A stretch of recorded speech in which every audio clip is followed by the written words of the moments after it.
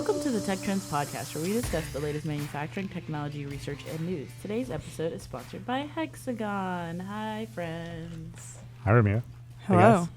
Welcome back. I got the band back together. Yeah, I know. Look at all We are all here. Yeah. It's the first time in like 3 episodes that we're It's all been a together while, again. Yeah. I love this for us. I do. Isn't it? Although I do miss a 2-person episode, to be fair. We crushed it. We did. That was fun. That was a week, I thought. This Memorial Day weekend just passed. Yeah. I'm coming back with a scar because I cut myself with a pressure washer. Oh no. Whoa. Oh, my God. That's actually like that's nightmare fuel. Yeah. Sounds Like, because, terrifying. I'm always worried about that. You should be. Pressure wash. It's dangerous. Like, I know you're not supposed to be in front of them, but I'm just like so curious. And okay, so Yeah. it'll peel skin, huh? Yeah. We'll talk more about that later because it's gross. Terrifying. I downloaded a video game. It's a pressure washing simulator on my Switch. I've heard good. Really? I've heard good things about it. Actually. Oh my God. It's very soothing It's- to your yeah, soul. yeah. I should I tell love it. Melissa about this. You should get on she it. has, since we've owned a home, she has been pestering me. Can we please rent a pressure washer? I just want a pressure wash. Tell her to play the game. Play It's the real game? nice. Okay. And it's for Switch? Mm-hmm. We've got a Switch. Yeah, perfect. No equipment necessary. None. I made 16 hot dogs. Wow. Wow. Heck yeah. Ate 8 of them. Also yesterday, I ate 6 on Memorial Day and 2 more yesterday. Nice. But yeah, dude, You make good hot dogs. So. thank you welcome. so much.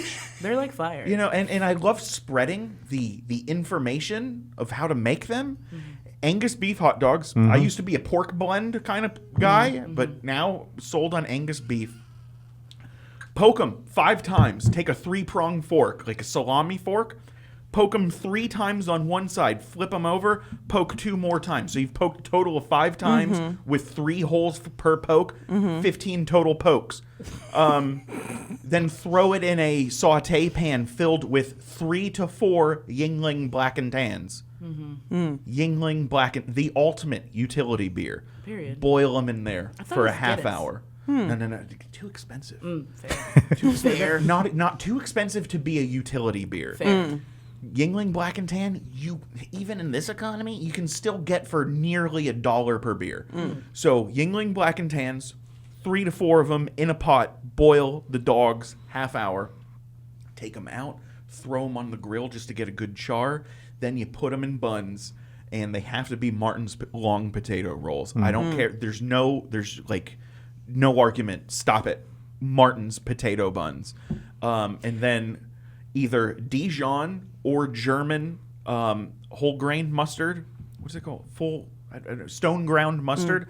German works in lieu of Grey Poupon as long as it's got white wine in the ingredients somewhere. And then Trader Joe's chili crisp, onion crunch, My parents put that on everything. which is a hybrid of Japanese style chili crisp with a Western fusion I love that to it. stuff. So it goes perfect on a hot dog. Chili crisp, though, honestly, that could be the only thing on a hot dog. But that's the perfect way to dress a hot dog. That's very specific. I'm one of those people who I just love hot dogs, and I have since I was a kid. When I was a kid, my mom would literally boil a hot dog and cut it up for me as a snack, when I got home from Throw it in a school. bowl of beans. Oh, beanie weenies. No, see, Beanie weenies, dog. I was never. I hated the texture of beans as a kid, so it was just a straight up hot dog with ketchup on the side that my mom would make Sounds me. like you didn't like the fart. And so So I do have a question. Since I was watching Avengers Endgame, I put mayonnaise on my hot dogs. How do you guys feel about mayonnaise on the buns? Listen, I'm a ketchup purist. while Ketchup I only don't for do me. that, Yeah, I'm not going to fault any use of mayonnaise. it was good. Culinary use of mayonnaise. Oh yeah, I'm a ketchup mustard relish. Or just Sweet Baby Ray's barbecue sauce. sauerkraut. Gotta be Sweet Baby Ray's. But Ooh. it has to be Sweet Baby Ray's is only good for the burnt ones on the grill. Yeah. Yeah. Gotcha. Any other hot dog, ketchup, mustard. Good for a relish. brat. I like a barbecue sauce is good for a brat or I'm a mustard a on my sausage type of like when I go mustard. when I go to a barbecue place and I order a sausage, I'm gonna do it with the barbecue sauce. I don't want ketchup on I'm that. not I going want to ignore the barbecue. sauerkraut comment though.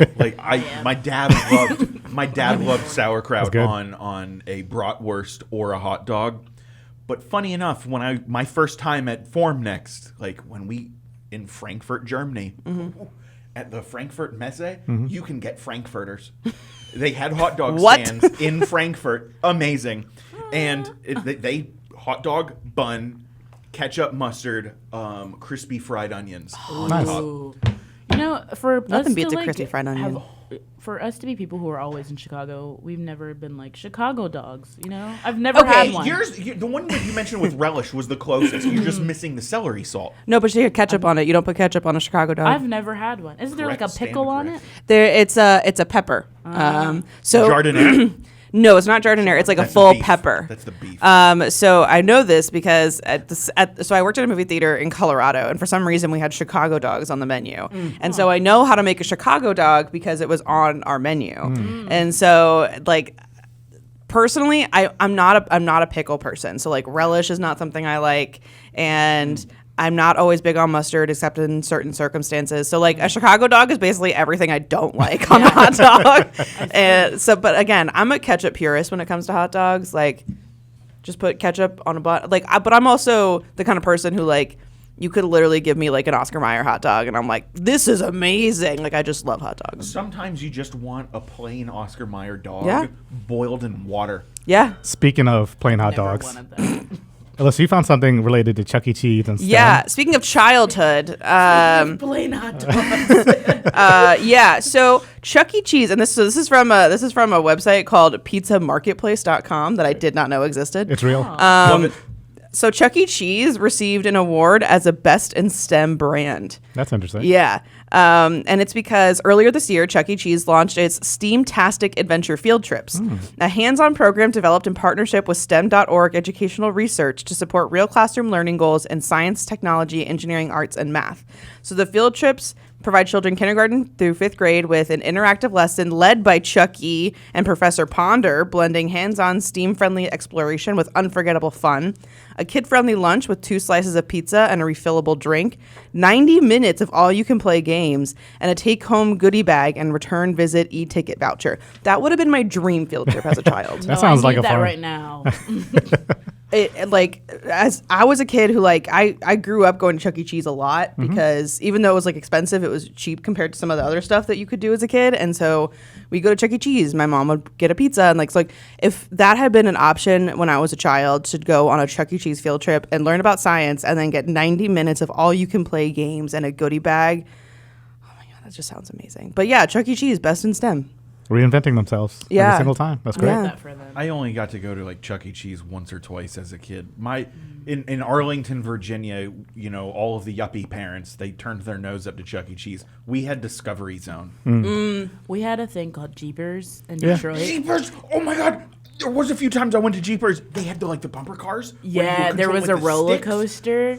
It was a roller Jeepers. Okay, Jeepers was legit. was I that forgot place. about Jeepers. I was like deathly terrified of the roller coaster, and then I finally got on it, and I was maybe like 6 or 7, and it wasn't that bad. It was fun, and literally 2 weeks later, there was like a story about a kid who got his hand chopped off. Oh. Oh no. That's terrible. Never again. That's why they shut it down. Yeah, because The people roller were getting coaster there. first, then Jeepers entirely. Then it just went Well, I downhill feel like from there, having a but roller coaster designed for kids that has like 0 adult supervision is probably a bad It was just like idea. teenagers. Also- It's just Yeah. asking for a kid to stick their hand out. Absolutely. Those bumper car hovercrafts Them that things they were had, fast. they were fast, and you could hit people hard. I'm sure I gave some kids concussions. Absolutely. The amount of like whiplash I would have from like just being jerked around. You broadside somebody, Oh my and you God. watch their head. And oh, there was yeah. no like age range. You could be like 5 with like an 18-year-old. I You're just know. getting I know. murdered. I knocked some kids down from like the gifted class to like.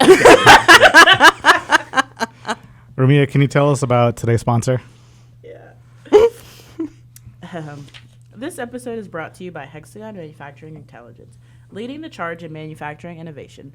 Join influencers Chris Luecke, Nikki Gonzalez, and Jen Mayer as they explore tech trends reshaping the industry, and catch them this summer at Hexagon Live Global 2025 in Las Vegas, where they'll host exclusive sessions featuring inspired innovators, production trailblazers, and enterprise visionaries. Go to hexagonlive.com to register.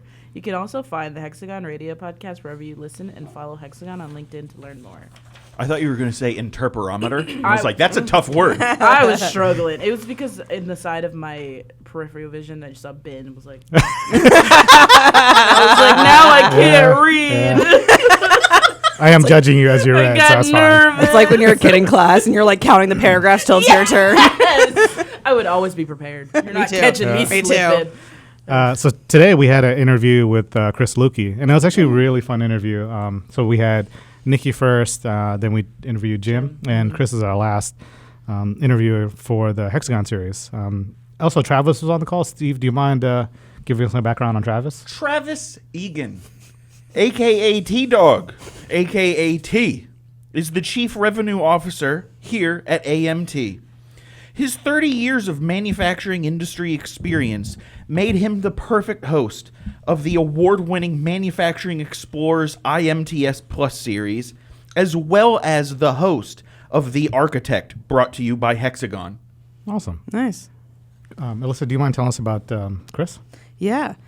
So Chris Luecke, he was one of the creators of the 2024 IMTS Creators Lounge. He has a well-known podcast called The Manufacturing Happy Hour and a YouTube channel where he is steadfast on making manufacturing topics accessible, fun, and digestible to his audience.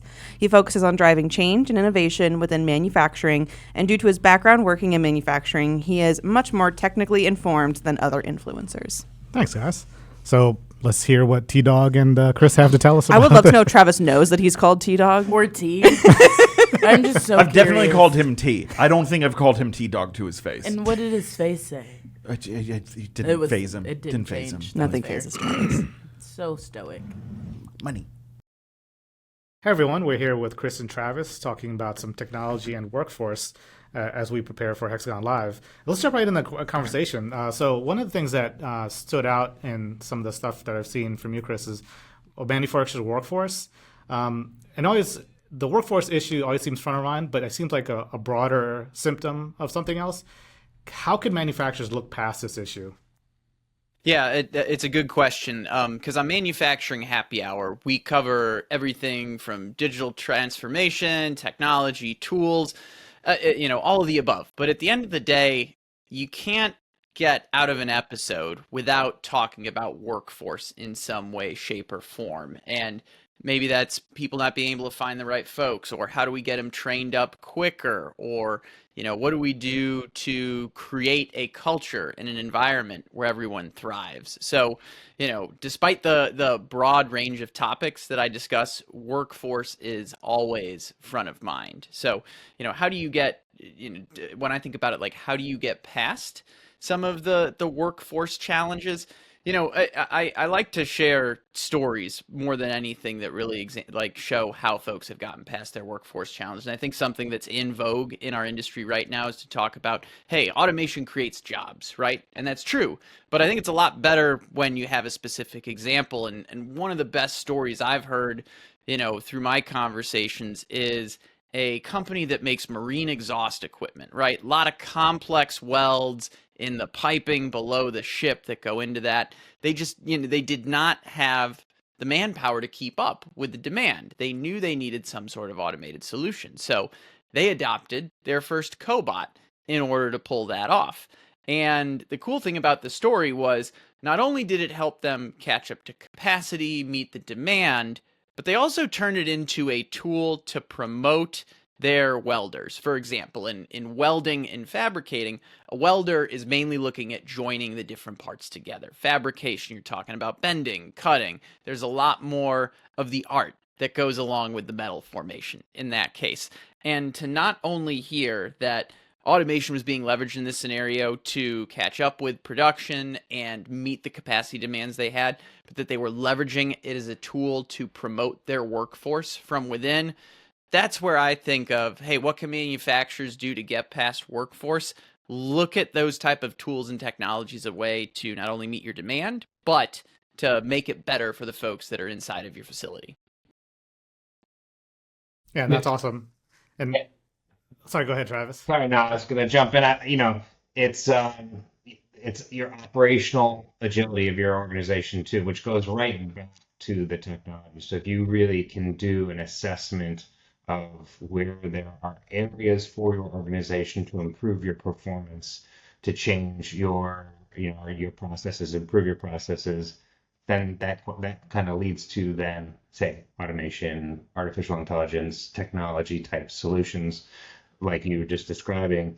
And I liked your discussion of telling stories, right? And that's part of it in itself, I think, for manufacturing, because there's sort of an outdated perception to this day, and it's gotten better and better, but there's certainly an outdated perception of manufacturing being this dirty, not great place to be. And it's really has evolved, and it's sort of the manufacturer's responsibility to sort of modernize their brand and sort of this collective modernization of the brands of the companies and the experiences that the employees have, and what manufacturing is all about. And I mean, Chris, that's what you do essentially every day. That's what we do at AMT, is to try to really educate people on what manufacturing truly is and what the importance of it is. So it's almost like a branding issue at the same time.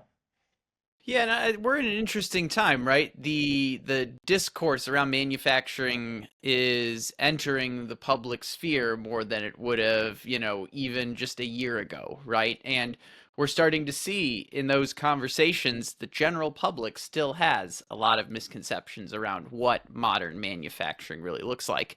And I take that as my responsibility, our responsibility as an industry, because we're out there sharing those stories and showcasing the realities of our industry, and we have been for, decades, really. So it's on all of us to start making sure that narrative gets heard the right way by the general public. Yeah, the appetite's definitely growing, and so it's time to feed it. Absolutely. And so, speaking about the public, in one of your recent episodes, you talk about on-the-job training and finding fulfillment in engineering. Can you tell me some of the highlights from that episode? Yeah, absolutely. And to set some context, that episode was with just a great gang of industrial leaders. We had a machinist, we had Hexagon on the show, we had folks that were out in the field every day. So, a lot of my conversations are one-on-one interviews. This was more of like a four-way conversation. And it was really interesting because over the course of Manufacturing Happy Hour, I've done close to 300 episodes now. I had never touched on the topic of metrology and measurement in an episode before. And of all episodes, to get into a topic like that, which to some might seem like the really nitty-gritty details about manufacturing, the conversation ended with all the individuals, and we had business owners on this call and things like that, right? Everyone talking about the different things that had kept them engaged and interested in manufacturing and engineering throughout their careers, folks that have been in this space for 30 plus years. And it was everything from the creativity of machining a part to the fulfillment of bringing on new team members, making it a great employee experience and making it a great customer experience at the same time. What I took away from that conversation was there is a smorgasbord of reasons that individuals love being in the industrial space. Whether that's they love getting hands-on with the engineering, they love getting into the details of the metrology, or it's about, in many cases, the people that they're working with, serving within their organizations and outside of their organizations as well. So that's what really stuck out from that conversation. Yeah, Nice. it's about their individual fulfillment in their job, right? The what they get out of what they do every day. Yeah, I'm blessed. I have two older kids. Well, they're not kids anymore; they're adults. They're 25 and 24. I've got three kids, but my older two are out of college and working, and they're both working in for a big engineering firm, and it's an engineering firm that does like infrastructure and renewable energy, big projects. My son's an engineer, like a mechanical engineer, and my daughter actually works there too at the same organization, and she's in marketing. And just talking to them, I see this fulfillment in their jobs because the way the organization works is that it creates it breaks down silos. So marketing works with engineers a lot, and engineers typically aren't the most outgoing in a lot of cases. They're not the most the marketing is probably not at the top of their list, but to have them be able to work together and get a little bit different perception of what their job means, what the opportunities are, and just a little bit different day to day atmosphere, I think really creates that training, that fulfillment that makes you want to learn more and more and more.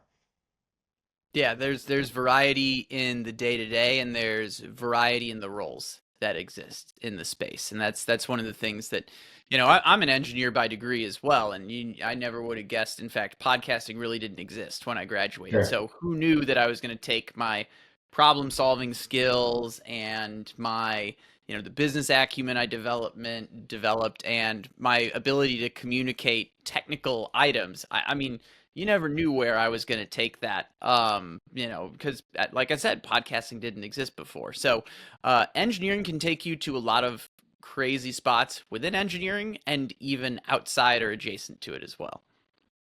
I do like this sharing of our backgrounds, how we each bring a different perspective, but also it's kind of dating ourselves a little bit here. We're all a little bit older crowd, which is fun. So when you're discussing with manufacturers, Chris, what are some of the technologies manufacturers are getting a value from?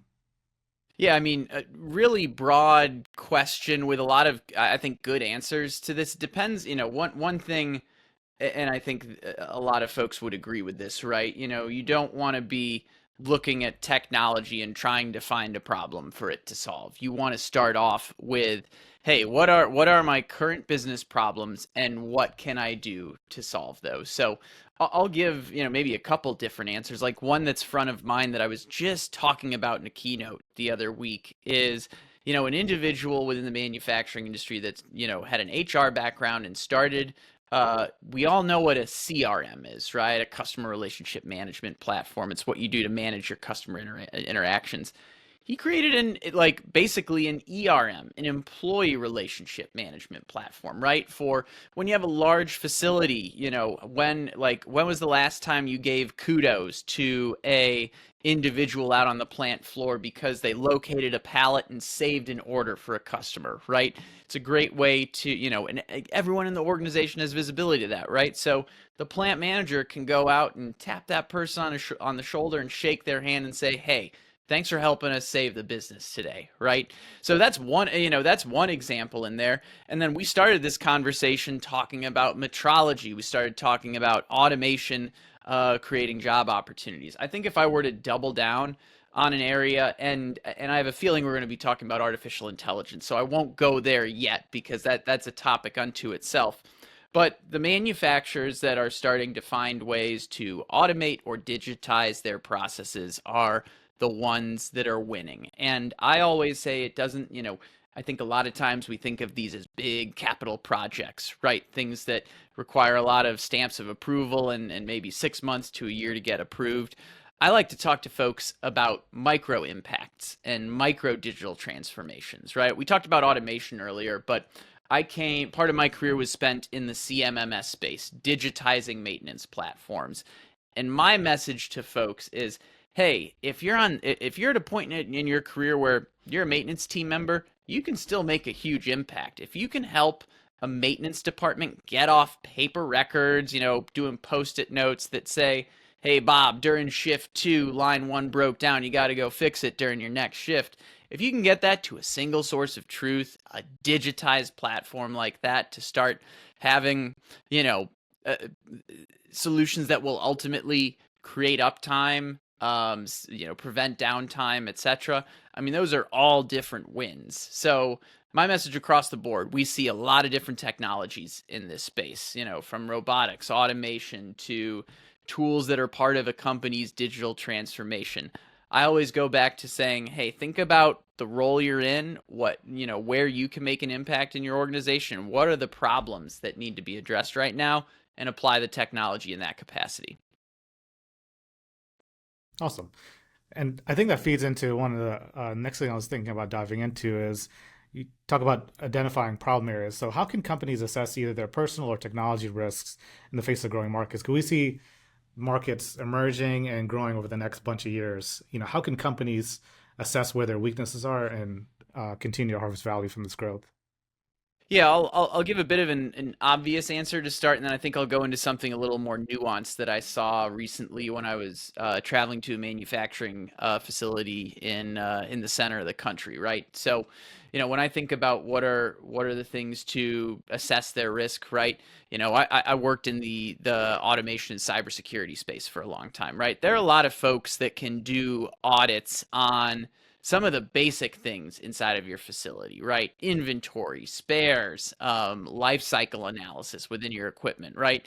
Whether you're working with someone to do that or whether you're doing it yourself, you really should identify, especially, with aging automation assets and larger factories, figure out where your biggest weak points are, the technologies that can't be replaced, the things you can't get spare parts of. Identify some of those obvious weak points first. My more nuanced answer to this is I was recently in Nebraska and I was at a large manufacturing facility there. And it's a place where I would say the culture was rapidly evolving, right? A culture of empowerment where the different teams are meeting to discuss the issues with, I shouldn't even just say the issues, right? What's going well, what needs to be fixed within their different departments, and then having the leadership there and then cascading that through their organizations as well. I think companies really need to create the habits that allow folks to address what's going well, address what's not, and then being empowered to make those changes to the process, whether that's an immediate or more of a long-term change. So that way folks have a sense of ownership over their manufacturing operation, right? You want folks to feel empowered. You want them to make good decisions. There's no point to hire smart people if you're just going to tell them what to do, right? Let the smart people get out there and, make the decisions that need to be done. And back to the original point, I think if you're creating habits, the right type of ongoing discussions between different levels of the organization on a regular basis, that's something I've seen work firsthand. Yeah. If you're going to do some sort of risk assessment for your company, I think one really important way to look at it, because of change creates challenge, right? Is to look at where you're growing or where you're strategically headed, where you want to grow. Because that's where you're going to either, if you're a manufacturer, increase your production. And with increases in production, there's going to be new challenges and there's going to be some risks or some challenges or changes. What new markets are you going after? Changing something over, you're completely retooling something, doing something very different. Well, in the beginning there, you're gonna run into your challenges, your bottlenecks, that's where issues will come about.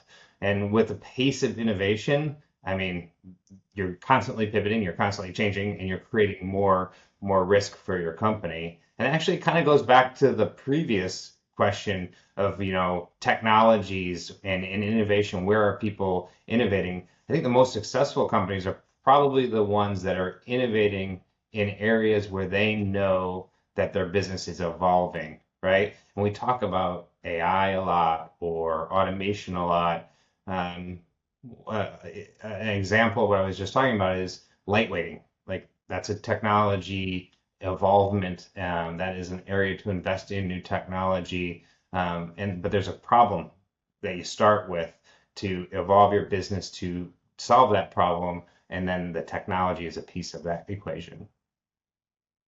That's great. And you definitely hit on one of the topics I wanted to get into. Chris, in one of your last episodes, you talked to a company that specialized in AI agents. What are your thoughts on the impact of artificial intelligence in manufacturing?